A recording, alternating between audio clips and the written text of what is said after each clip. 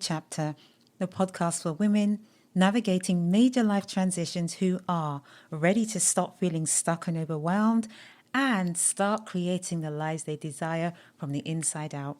Thank you for tuning in again with me today. Friend, one of the main problems I help clients to solve is this issue of feeling stuck.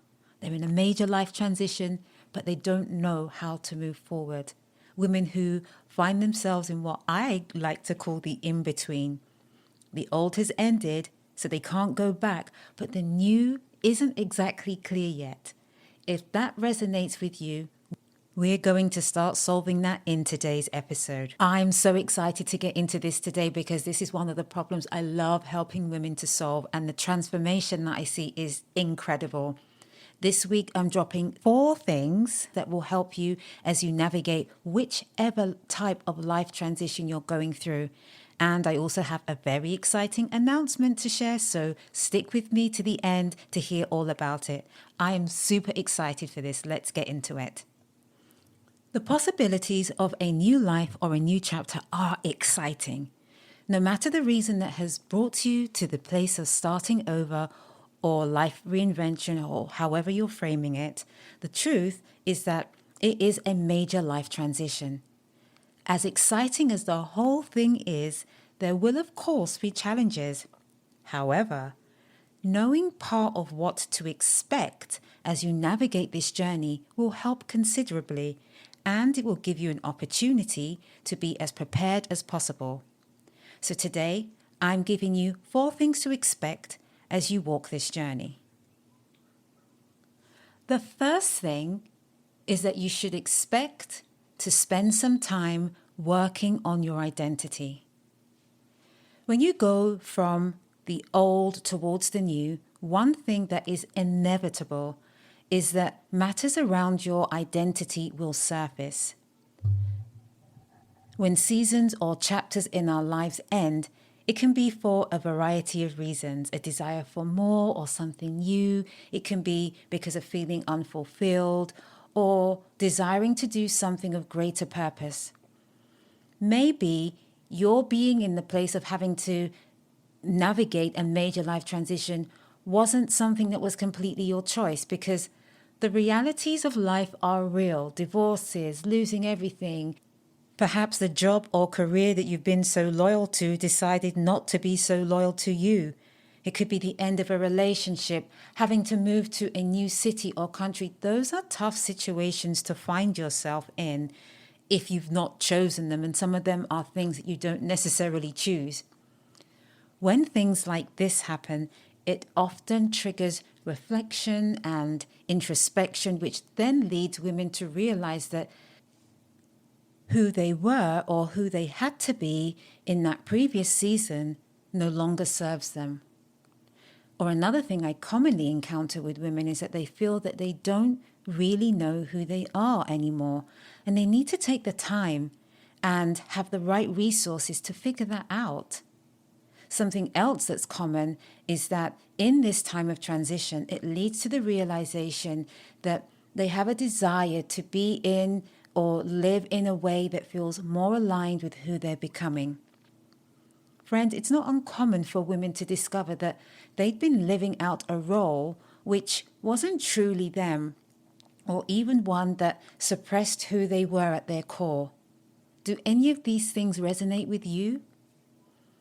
Some situations in life force you to live from an identity that you had to become in order to survive, or to suit those around you, or to accomplish whatever it is you wanted to accomplish. But as you enter into a new chapter, you get the opportunity to explore who you truly are. As matters concerning identity surface, it can be a beautiful and truly worthwhile exercise to take the time to drill down, uncover who you really are at your core, or who you're becoming. Is a great time of exploration. Being prepared for this will help you to embrace it when it happens rather than work against it. So, I know some of you are thinking, well, how can I work on my identity? Let's talk about that. There are a few things I think are helpful for you to know. Firstly, I would say embrace it. Choose to view it as an invitation to get to know yourself better and even perhaps uncover things about yourself that you don't realize or that have been suppressed. Next, do some work around shedding false identities. These are roles or labels that you've worn or accepted but that no longer serve you well or that really never should have been yours to begin with. For example, without knowing it, you may have lived with the identity of being somewhat of a superwoman, the one who had to do everything for everyone, working hard, raising children, having it all together all the time, being able to handle things on your own, taking on responsibility for parents or siblings, and feeling that you always had to do and be responsible for everyone and everything, and that you needed to be able to manage that on your own all of the time. Living this way becomes normal for so many women to the point where you don't even realize it. But the truth is, friend, it's exhausting. Many women who've lived this identity just get used to being tired, but that's no way to live. That's a role or an identity that no one can sustain because you weren't meant to live that way in the first place. So if we think about shedding that, we can think about what would life look like if I wasn't the superwoman? And that's just something to think about. Even in your own life, are there any identities that you operate from that maybe you shouldn't be? Or maybe you've outgrown? And I want you to know that these labels or identities that we're talking about shedding or thinking about don't necessarily need to be negative. We're just thinking about things that you no longer want in your life.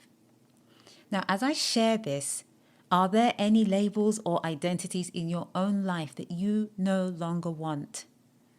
If so, then be empowered that you do have the power to change that. And as you are in your journey of reinvention, this is a time where you can shed those identities. Finally, on this point of identity, I'll share that the other thing that you can do in this area is explore what is true about you, who you feel that you are at your core. Often things, interests, ways of being from our childhood, our youth, are a good indicator of who we truly are. So once we shed these false labels and identities, we do the work of replacing any things that aren't true or that we no longer want with the identity that we do want. Okay, moving on to our second point. The next thing I want you to expect in this journey of reinvention is that navigating this life transition will take time. Whether you didn't necessarily choose to be starting over, or whether you excitedly chose to start over and reinvent yourself, whichever it is, it's going to take time. In the excitement of planning and starting anew, we can have a vision of what we want and even be driven and motivated to get there. But the reality is that it's going to take time. Even changes we choose and are excited about don't happen overnight.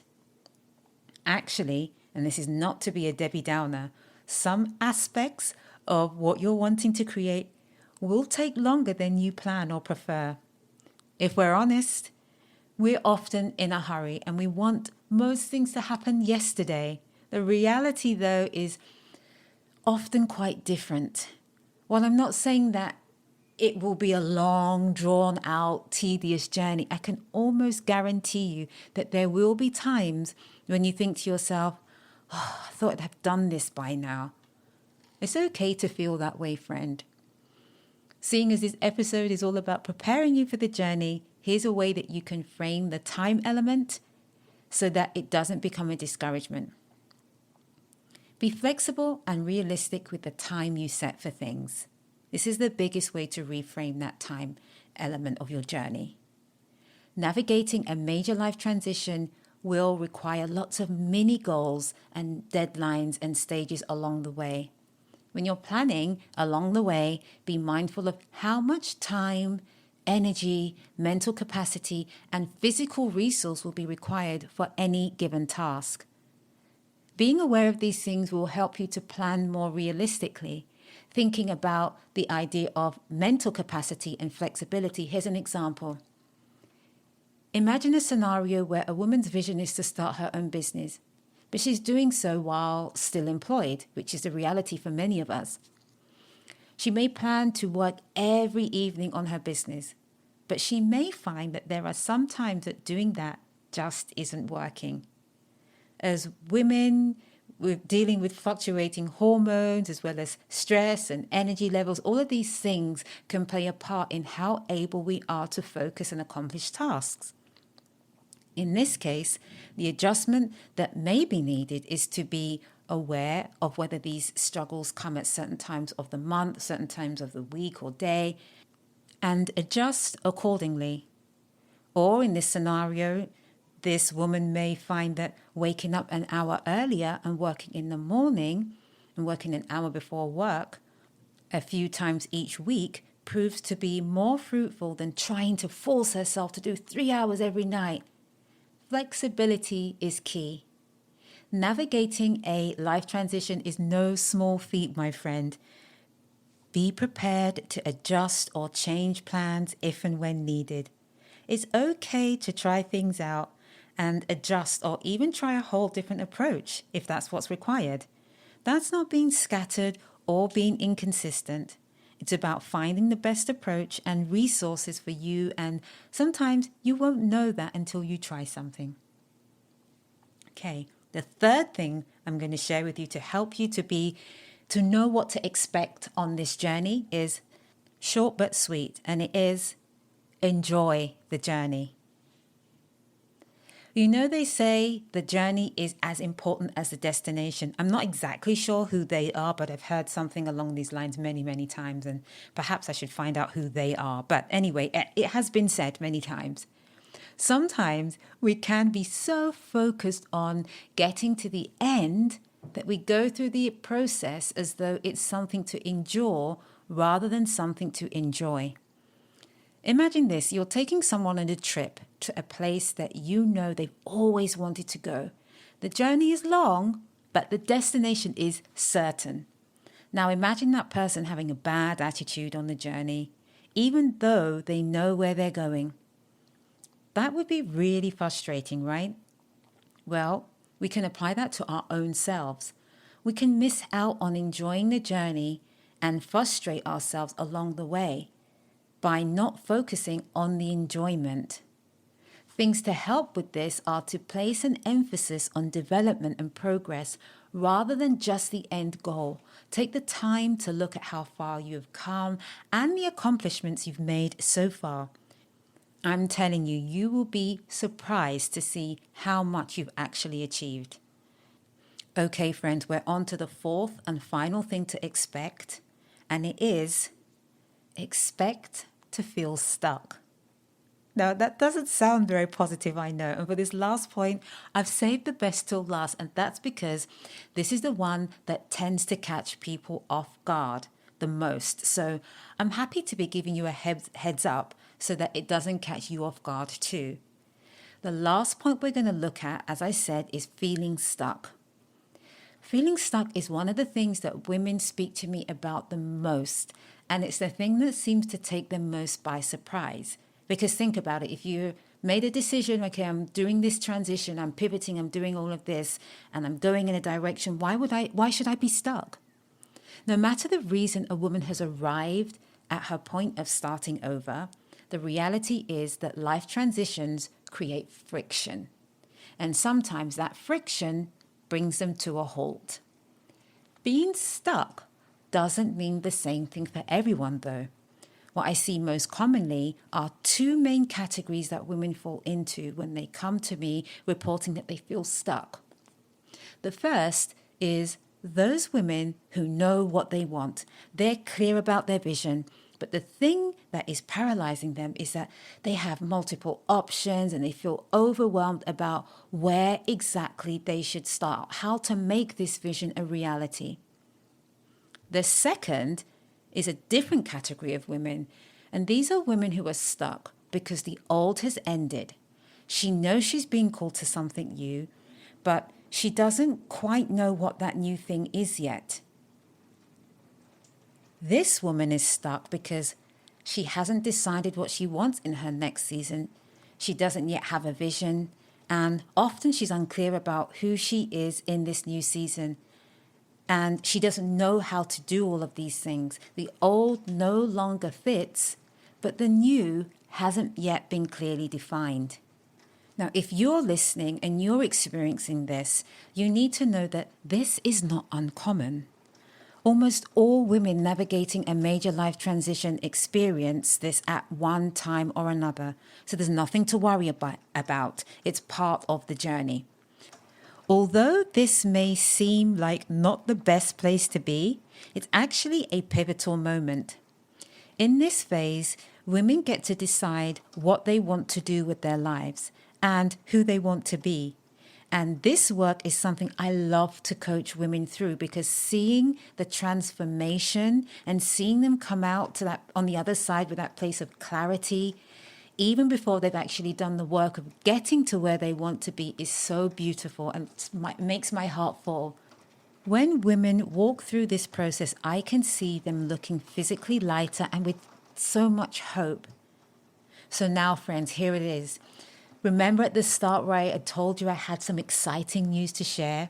Well, this last point of feeling stuck relates to this exciting news.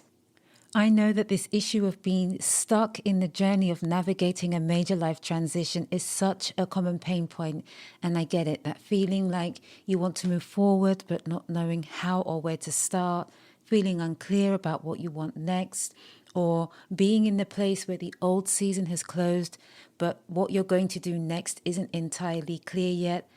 I hear you, and I know exactly where you are. These are all common things for women in this situation. The great news? You don't have to stay stuck. So I've put together a 21-day coaching program designed especially for women navigating major life transitions. Registration is open for the Get Unstuck coaching program. This beta group is a great opportunity to work one-to-one with me at a highly discounted rate.